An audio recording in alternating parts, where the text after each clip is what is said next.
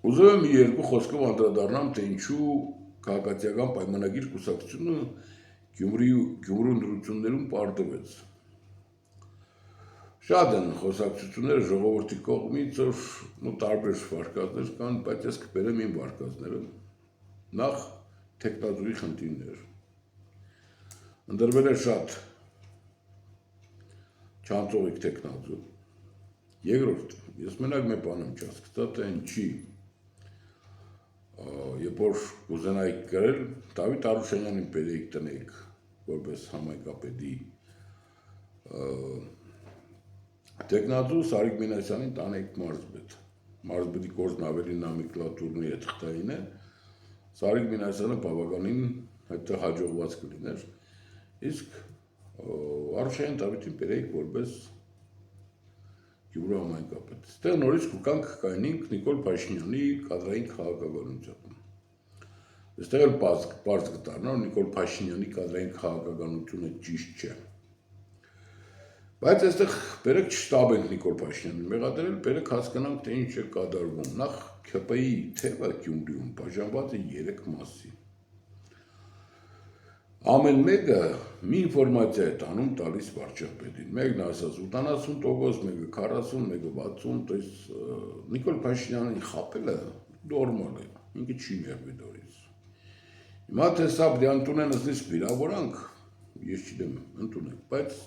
ամենայն դեպս Նիկոլ Փաշինյանի խաբելը քաղաքացիական պայմանագրի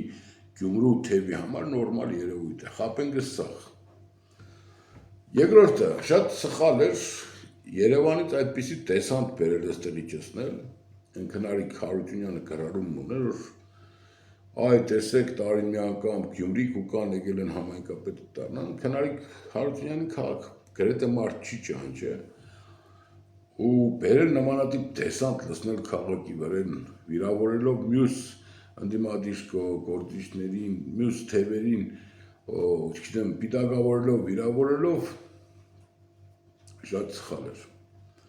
Ձեր ամենամեծ սխալը նախորոք պրայմերիս անցնելն էր, դուք մի ամստեղ էլ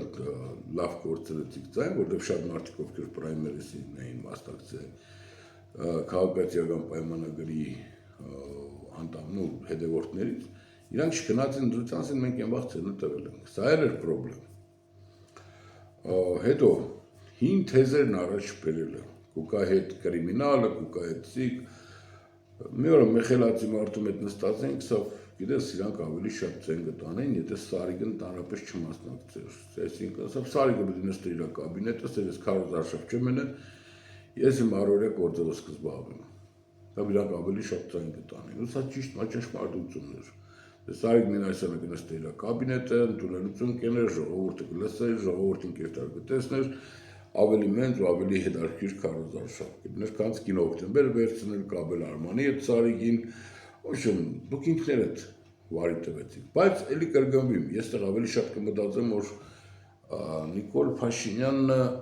գիտակցաբար գնաց այս պարտությանը։ Ու ամեն ինչ բերին դոր հասցրին, որ կեյ դարքեր հստակ ճանապարհային քարտեզով եկան պարտության։ Ինչի է բերին այս պարտությունը։ Ասոցացնելով Վարդան Ղուկասյանին կամ Մարտուն Գրիգորյանի նախկինների հետ, Սերժի հետ, Քոչարյանի հետ, իրանք փորձ ցույց տվին ժողովրդին, որ եթե մեզի չընտրեք, կուկան հետ նախկինները։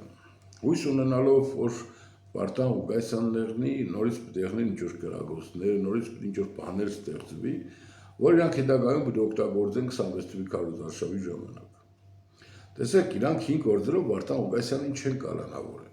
Իրանք կսպասեն նոր գործի, կաշառք, չարաշահում, կրագոց, չգիտեմ, տարբեր նոր գործի կսպասեն, ինչի, որպեսզի ցույց տան, որ տեսեք, այն որ իրանք չէին, այն է, չէր նշանակի որ իրանք չկային։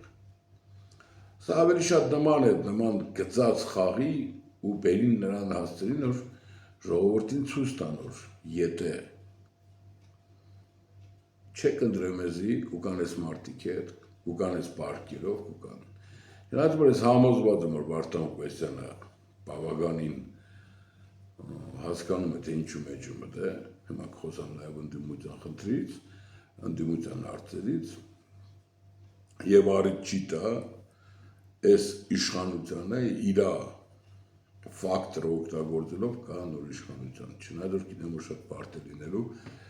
Վարդան Ղուկասյանի համար այս աշխատելաձևը, այս աշխատելաոճը, որը նոր է, ինչևէ, սա իմ միտքն էր, սա պարտադրված չէր։